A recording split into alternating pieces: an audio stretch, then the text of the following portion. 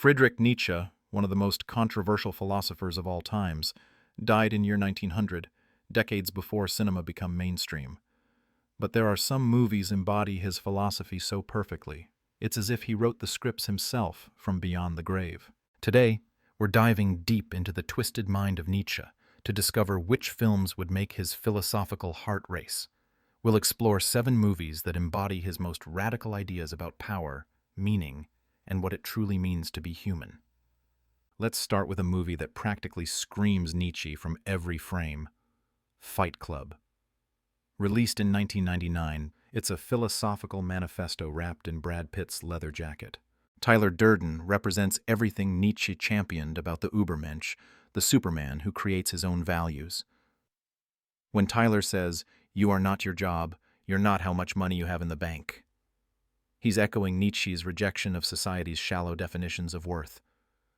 The entire film is about destroying the comfortable lies we tell ourselves and being reborn through that destruction.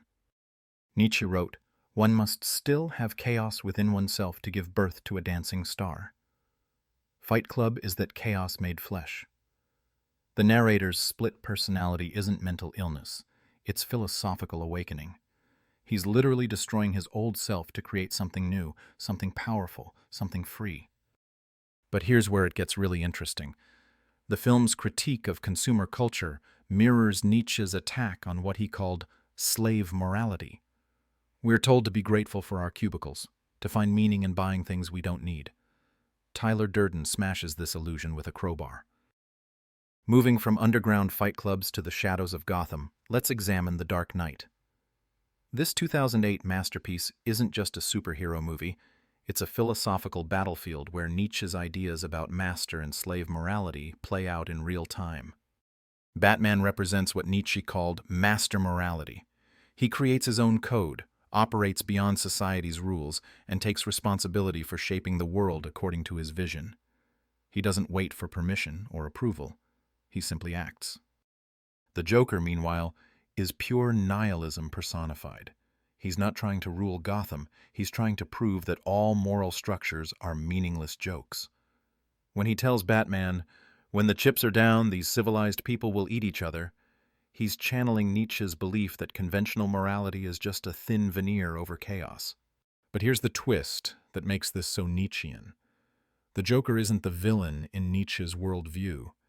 He's the necessary destroyer who clears away false moralities so something authentic can emerge.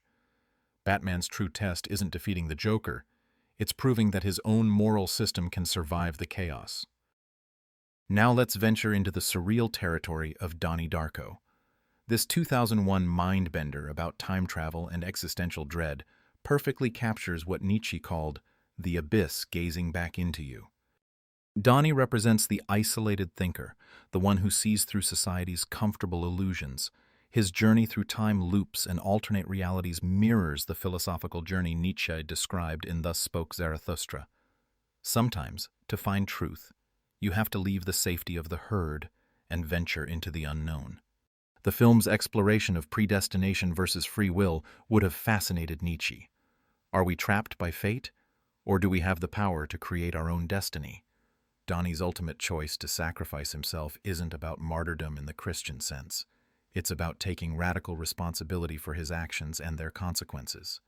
Frank the Rabbit isn't just a creepy hallucination. He's Nietzsche's eternal recurrence made manifest. The question isn't whether Donnie can escape his fate, but whether he can embrace it fully, living each moment as if he'd have to repeat it forever. Speaking of embracing destiny, let's talk about There Will Be Blood. Daniel Day-Lewis's Daniel Plainview is Nietzsche's will to power given human form.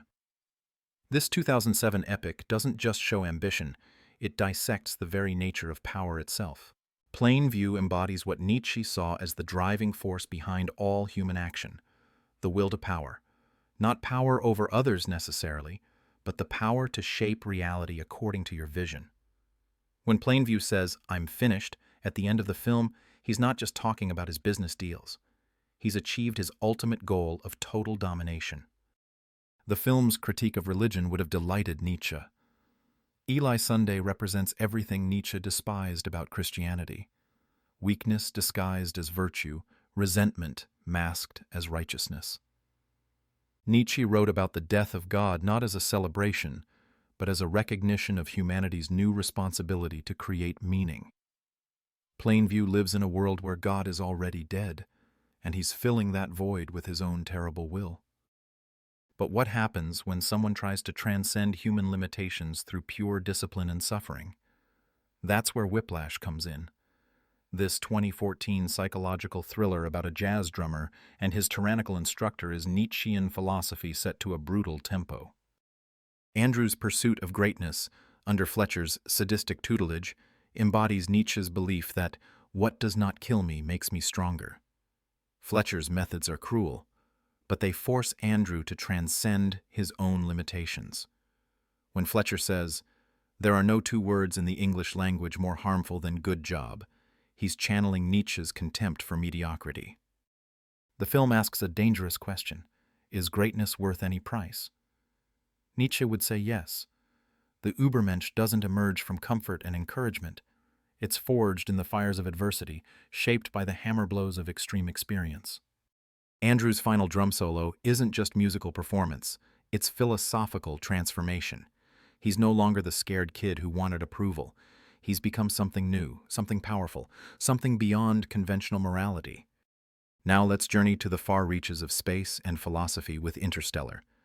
This 2014 sci-fi epic explores themes that would have captivated Nietzsche: transcendence, sacrifice, and humanity's struggle to overcome its limitations. Cooper's journey through the wormhole mirrors the philosophical journey Nietzsche described. He leaves behind everything familiar, everything safe, to venture into the unknown. His willingness to sacrifice his connection to his daughter represents the kind of radical choice Nietzsche associated with true greatness. The film's concept of love as a fundamental force that transcends space and time would have intrigued Nietzsche.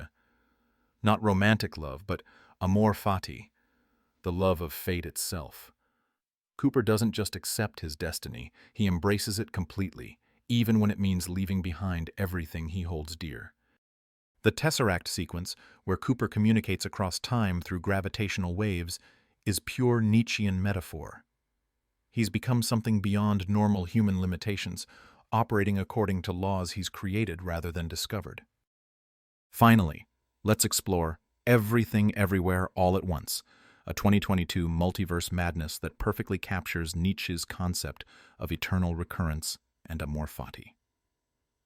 Evelyn's journey from nihilistic despair to joyful acceptance is the Nietzschean transformation in its purest form. When Evelyn screams, "Nothing matters," she's experiencing what Nietzsche called the nihilistic crisis. But unlike characters who stay trapped in that despair, she moves beyond it.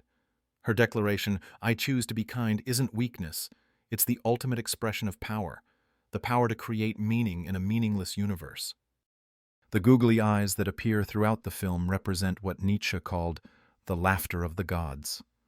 The Ubermensch doesn't just endure the absurdity of existence, they laugh at it, dance with it, embrace it fully. Evelyn's ability to access infinite versions of herself across the multiverse is the perfect metaphor for Nietzsche's eternal recurrence. She sees every possible life she could have lived and chooses to affirm them all, even the painful ones. So why would Nietzsche have loved these films? Because they all explore the same fundamental question that obsessed him. What does it mean to be fully human in a universe without predetermined meaning? They force us to confront the abyss of meaninglessness and find the courage to create meaning anyway.